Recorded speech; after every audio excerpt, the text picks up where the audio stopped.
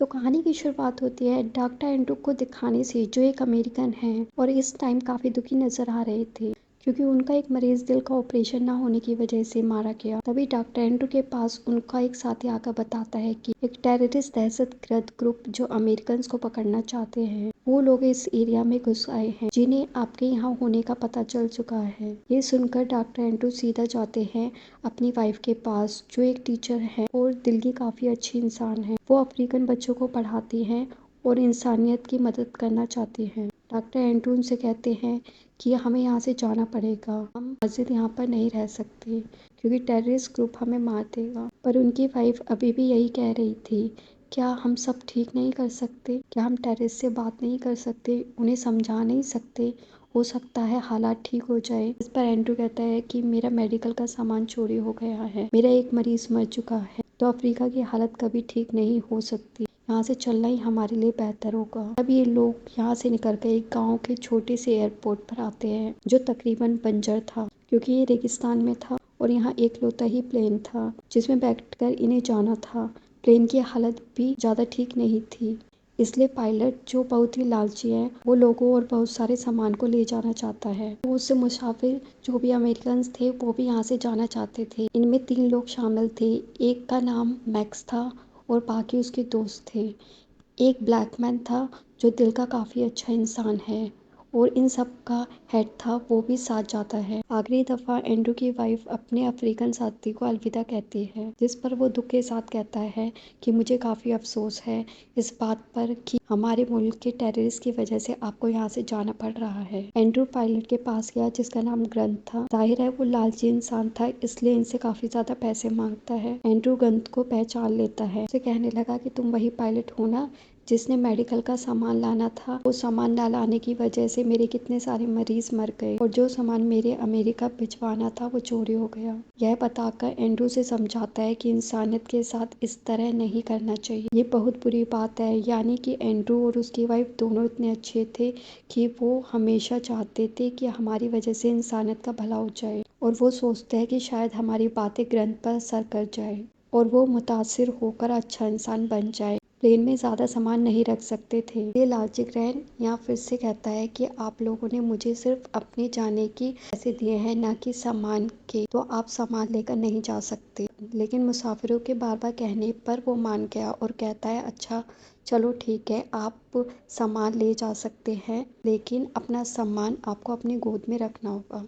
जिसके बाद वो सब आकर प्लेन में बैठ जाते हैं। प्लेन के अंदर के हालात भी बहुत बुरे थे, लेकिन अपनी जान बचाकर जैसे तैसे इन्हें यहाँ से जाना ही था, ना अगला प्लेन इन्हें 1 हफ्ते के बाद ही मिलेगा। ये यहाँ नहीं रहना चाहते थे क्योंकि एक तरफ वो टेररिस्ट ग्रुप और दूसरी तरफ अफ्रीका के जंगल के खतरनाक जानवर, तो मजबूर होके इन्हें इसी प्लेन में सफ़र करना था। जैसे ही प्लेन उड़ता है ये लोग सुख का सांस लेते हैं। ये नॉर्मल लग रही थी, सब ठीक ही चल रहा था, लेकिन अचानक प्लेन हिलने लगता है। सब लोग ग्रीन से इस बारे में पूछते हैं, जिस पर वो कहता है कि ऐसी कोई बात नहीं है, प्लेन में मैंने पहले भी काफ़ी सारे प्लेन्स उड़ाए हैं जो कई घंटों का सफ़र बनता है, तो मैं जानता हूँ प्लेन में कोई गड़बड़ नहीं है। अब सब लोग शांत रहे, लेकिन गुस्से में डॉक्टर एंड्रू सामने आई और कहते हैं मैं जानता हूँ कि तुम लालची हो और तुमने प्लेन में बहुत सारा सामान रखा है जिस वजह से प्लेन वाइब्रेट हो रहा है। अगर ऐसे ही चलता रहा तो जल्दी प्लेन तबाह हो जाएगा। ग्रीन कहते हैं भाई ऐसी कोई बात नहीं है, आप चुपचाप अपनी सीट बेल्ट लगाकर बैठ जाए, मुझे मेरा काम करने दे। तुम्हें इस चीज़ का पता नहीं, लेकिन कुछ ही देर में प्लेन बहुत ज़ोरों से हिलने लगता है और अब वो तेज़ी से ज़मीन की तरफ बढ़ने लगता है। अगले कुछ ही सेकंड में प्लेन ज़मीन पर गिर जाता है। प्लेन के तबाह होने से कुछ मुसाफिर मर जाते हैं, जबकि बचने वाले लोग भी जख्मी हो गए थे। एंड्रू हिम्मत करके उठा, आसपास जलती हुई चीज़ों को देखने लगा। मैक्स भी बच जाता है और एक दूसरा लड़का भी, लेकिन मैक्स की दोस्त एक क्रैश में जिंदा नहीं बच पाई, वो मर जाती है, जबकि एंड्रू, ग्रैन और हेड भी बच जाती है। एंड्रू अपनी वाइफ के पास गया, उसकी हालत तो बहुत ख़राब थी क्योंकि वो बुरी तरीके से सामान के नीचे फंसी हुई है, काफ़ी जख्मी भी है क्योंकि उसकी टांग टूट चुकी है। एंड्रू अपनी वाइफ को वहाँ से बाहर निकालने की कोशिश करता है, लेकिन वो इतनी बुरी तरह फंसी हुई थी कि लाख कोशिश के बाद भी नहीं निकाल पाता। ये देखकर ग्रंथ कहता है वो नहीं निकल पाएगी, जोर मत लगाओ, बल्कि सामान को उतारो और हाँ, तुम्हारी वाइफ तकलीफ में है तो ऐसा करो कि उसे थोड़ी शराब पिला दो। एंड्रू गुस्सा हो गया। वो कहता है मुझे ये चीज़ पसंद नहीं, अपनी बकवास बंद करो, यहाँ से जाओ। मैं जानता हूँ कि मुझे क्या करना है और प्लेन तुम्हारी वजह से ही क्रैश हुआ है। मैक्स अपनी दोस्त की लाश को यहीं प्लेन के पास ही दफन कर देता है ताकि जंगली जानवर उसकी लाश को खा ना जाए और ये लोग देखने लगता है कि हमारा प्लेन तबाह कहाँ हुआ है। अब इन्हें पता चलता है कि ये एक बहुत ही खतरनाक एरिया में फंस गए हैं जहाँ रहते हैं आदमखोर जंगली जानवर। ये लोग सोचते हैं कि दिन में तो हम सेफ हैं क्योंकि ये जंगल जो राजस्थान जैसा है दिन में गर्म होने की वजह से जानवर शिकार नहीं कर सकते, लेकिन जैसे ही रात होगी इनका बचना मुश्किल हो जाएगा, इसलिए इन्हें जल्दी ही कुछ करना होगा। अब डॉक्टर एंड्रू को छोड़कर 3 लोग प्लान बनाते हैं करीबी गांव जाएंगे तो यहाँ से 20-30 किलोमीटर है। ग्रेन कहते हैं हमें साउथ ईस्ट की तरफ जाना होगा क्योंकि गांव वहीं होगा। इस पर मैक्स कहते हैं कि नहीं, वो रास्ता गलत है, हमें साउथ वेस्ट की तरफ जाना चाहिए क्योंकि मुझे यकीन है कि गांव उसी तरफ होगा। पर ग्रेन इनकी बात नहीं मानता क्योंकि पास इस टाइम गन है तो वही सबका बॉस था और कहता कि अगर तुम लोगों को अपनी जान प्यारी है तो मेरे साथ चलो। वो एंड्रू को भी साथ चलने को कहता है पर उन्होंने मना कर दिया क्योंकि वो अपनी जख्मी वाइफ के पास रहना चाहते थे। सब लोग एंड्रू को काफ़ी कहते हैं चलने के लिए। इस पर उनकी वाइफ कहती है कि हमें अपनी किस्मत पर यकीन है, गॉड पर भरोसा है। एंड्रू भी अपनी वाइफ से बहुत प्यार करती है तो किसी भी सूरत में उसे अकेला छोड़ के नहीं जा सकती। वो अपने साथी को कहते हैं कि अगर गांव कुछ दूरी के फासले पर है तो हम वहां से मदद ले आना, मैं यहीं रुककर अपनी वाइफ का ख्याल रखूंगा। जिसके बाद वो गांव की तरफ अपना सफ़र शुरू कर देते हैं जबकि एंड्रू और उनकी वाइफ टूटे हुए प्लेन में बैठकर मदद का इंतज़ार करने लगते हैं। उनकी वाइफ तो पूरी तरह हिम्मत हार गई थी। ऐसा लग रहा था जैसे या तो वो मदद का इंतज़ार कर रही है या फिर मौत का, जिसके साथ ही वहाँ जंगली जानवर इसके करीब आने लगते हैं। बेशक दिन है लेकिन वो इन्हें देख सकते थे। उधर ग्रैंड और बाकी सब इस रेगिस्तान इलाके में गुम हो जाते हैं। चलते चलते उन्हें आधा दिन हो गया था लेकिन अभी वो गांव नहीं पहुंचे थे। थकावट से उनकी हालत बहुत ही ख़राब है। प्यास की शिद्दत से ज़मीन पर गिर पड़ते हैं, एक कदम भी आगे नहीं बढ़ा सकते। अब ग्रंथ उन्हें पानी पिलाते हैं और ये लोग अपनी आखिरी पहाड़ी की तरफ बढ़ने लगते हैं। पर ये क्या, इन्होंने देखा कि इतना सफ़र काट कर हम यहाँ आए हैं लेकिन आगे भी रेगिस्तान नुमा जंगल है, वापसी का रास्ता भी इन्हें मालूम नहीं, यानी वो बुरी तरह यहाँ पर फंस गए थे। ये देखकर मैक्स ग्रंथ से गन छीन लेता है और उसे कहता है कि देखो, हम तुम्हारी वजह से यहाँ फंस गए हैं, जल्दी मर जाएंगे। सबको गन दिखाकर कहता है कि अब सबको उसी रास्ते पर चलना होगा जिस पर मैं आऊँगा। बाकी लोग तो ग्रंथ के साथ ही रहना चाहते थे। वो सोचते हैं कि जिस रास्ते से हम आए थे अगर उसी पर चल दे तो अपने प्लेन के पास वापस पहुंच सकते हैं और फिर दूसरी डायरेक्शन में जाकर हम गांव भी पहुंच जाएंगे। इसलिए वो वापस की तरफ जाने लगते हैं। मैक्स अकेला ही अपने रास्ते की तरफ चल पड़ता है। वो लोग बड़ी मुश्किल से भारी कदमों और प्यास की शिद्दत के साथ प्लेन तक पहुंच जाते हैं। इन्होंने देखा कि यहाँ तो हर तरफ खून खून फैला हुआ और एंड्रू और उनकी वाइफ भी गायब है। प्लेन पर शेर के पंजों के निशान थे जिससे ये लोग समझ जाते हैं कि इसका मतलब शेर ने उन दोनों का शिकार कर लिया और वो उन्हें खा गया। दोनों की मौत से उन्हें अफसोस तो हुआ पर वो यह सोचकर भी काफ़ी घबरा गए कि इसका मतलब शेर दिन में भी एक्टिव है और शिकार कर सकता है। तो ये लोग बचने का रास्ता ढूंढने लगते हैं। तभी अचानक यहाँ घबराया हुआ एंड्रू आया। वो ग्रंथ को गले से पकड़ लेता है क्योंकि सबको लग रहा था कि इन सारे हालात की वजह ग्रंथ ही है। ना तो ज़्यादा सामान लोड करता, ना ही प्लान तबाह होता। एंड्रू ग्रंथ को मार ही देता। एक लड़का गन चलाता है जिससे एंड्रू दूर जाके गिरे और ग्रंथ बच जाए। अब इन लोगों को पता चलता है कि ग्रंथ जो हैवी सामान लेकर जा रहा था वो एक जानवर की सींग थी जो काफ़ी महंगे होते हैं। तो ग्रंथ इनकी स्मगलिंग करता है। डॉक्टर एंड्रू अपनी वाइफ की लाश के टुकड़ों की कब्र बनाते हैं और उसके पास बैठकर रोने लगता है। एंड्रू के पास उसका है, जिसे रोकर एंड्रू कहती है कि मुझे अफसोस है इस बात का कि मैं अपनी वाइफ को नहीं बचा पाया।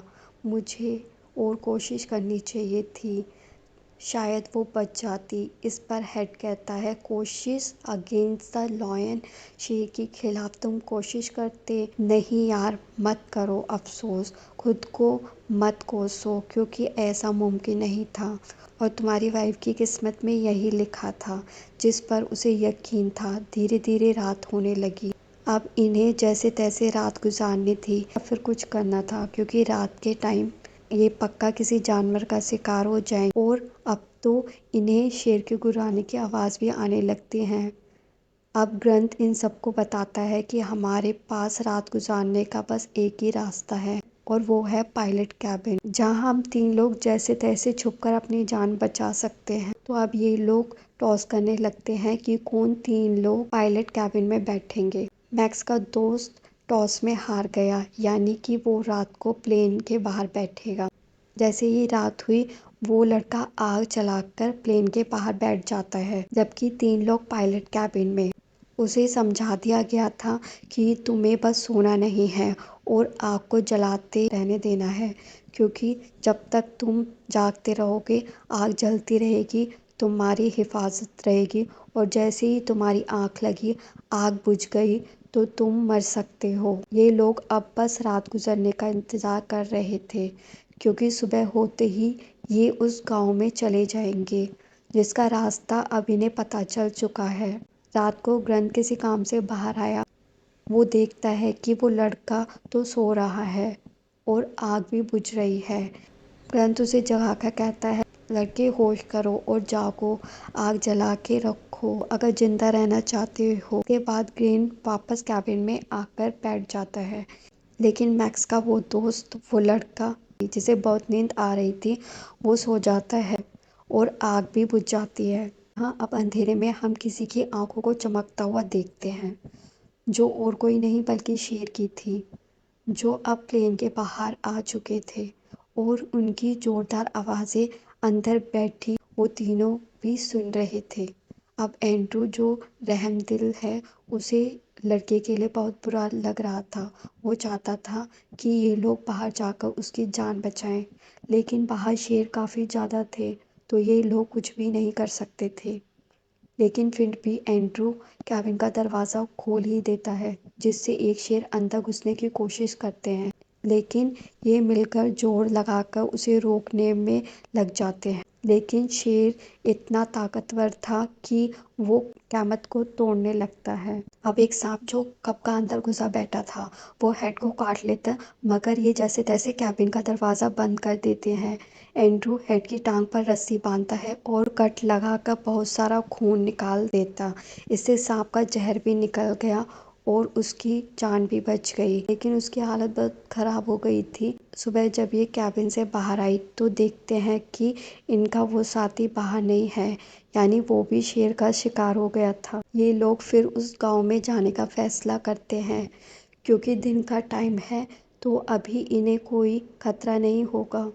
लेकिन एंड्रू, जो इतना कुछ देख चुका, वो हिम्मत हार जाता है और पूरी तरह टूटकर पेड़ के साथ बैठ जाता है। लोगों से कहता है कि मैं तुम लोगों के साथ नहीं जाऊंगा, मैं हिम्मत हार चुका हूँ, यही मेरी किस्मत है, मैं अपनी वाइफ के पास जाना चाहता हूँ, तो मैं यहीं रुककर अपनी मौत का इंतजार करूंगा। मैंने आज लोगों को शेर का खाना बनते हुए देखा और ये चीज़ मुझे बर्दाश्त नहीं कर सकूंगा। जबकि बाकी लोग गांव की तरफ निकल पड़ते हैं।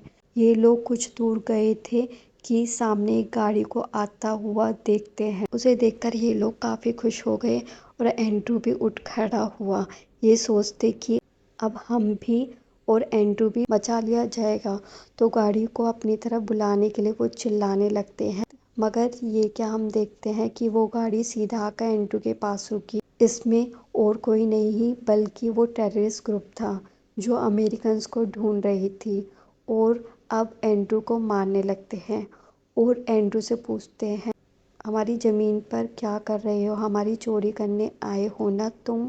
हमारा सामान चुरा कर अपने मुल्क ले जाते हो। ये सुनकर हेड और ग्रैंड सामने आए। उनसे कहते हैं, अरे ये तो डॉक्टर है, इन्होंने कुछ नहीं किया, ये तो आप लोगों की मदद के लिए यहाँ आते हैं और अभी वापस जा रहे थे।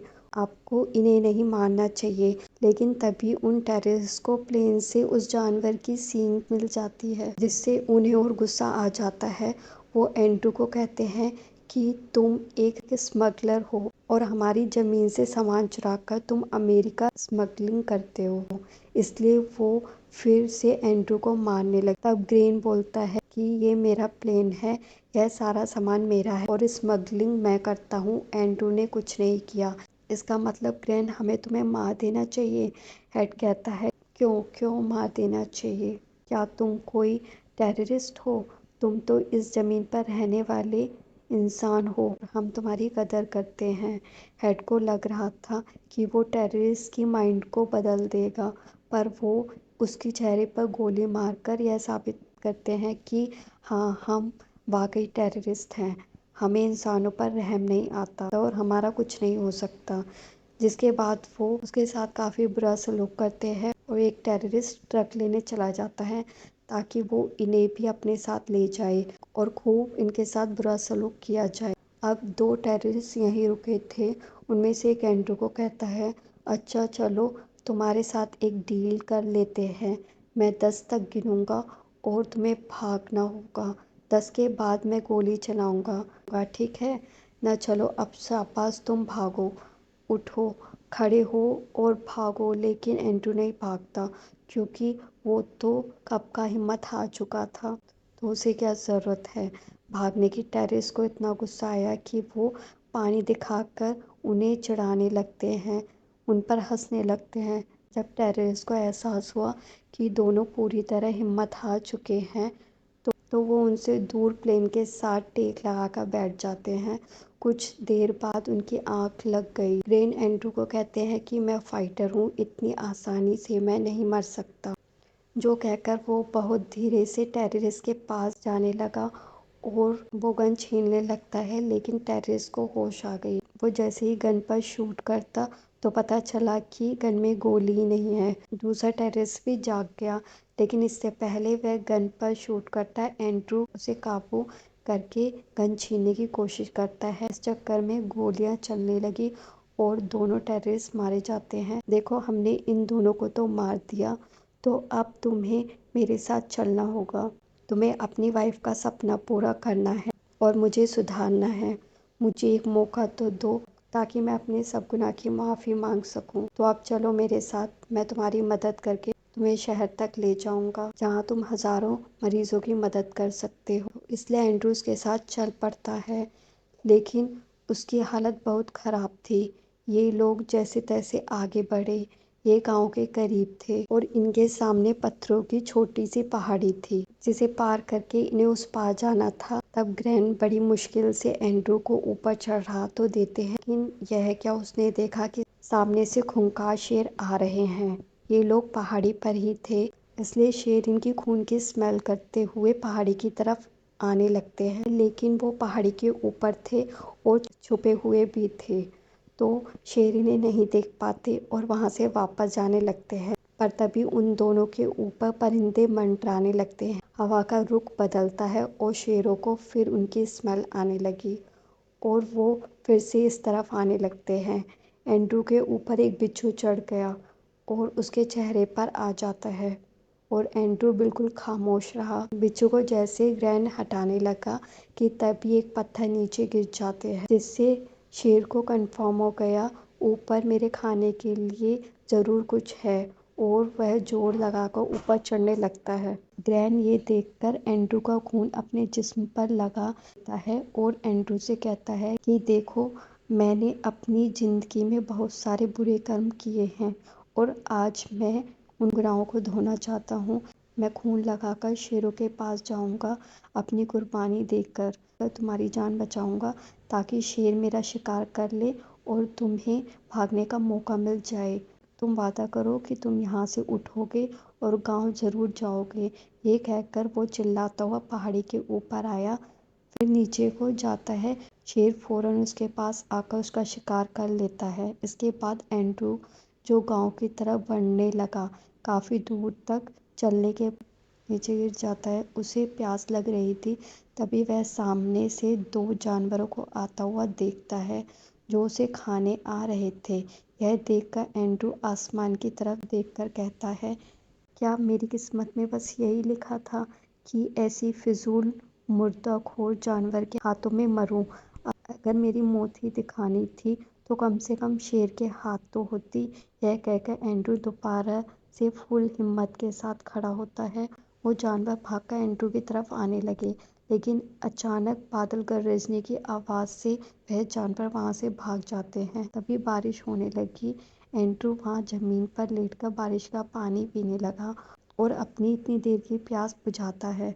इसके बाद वह बेहोश हो जाता है। जब तक एंड्रू की आंखें खुली, उसका वही साथी था जिसने एंड्रू को आकर टेररिस्ट का बताया था। वो सहारा देकर एंड्रू को उठाता है और उसकी जान बचाकर यहाँ से ले जाता है। यानी कि एंड्रू अब सेफ था और उसकी किस्मत में जिंदा रहना लिखा था, क्योंकि उसने आखिरी टाइम में हिम्मत से काम लिया था और वो गांव भी पहुंच जाएगा। जिसके साथ ये कहानी भी इधर ही ख़त्म हो जाती है।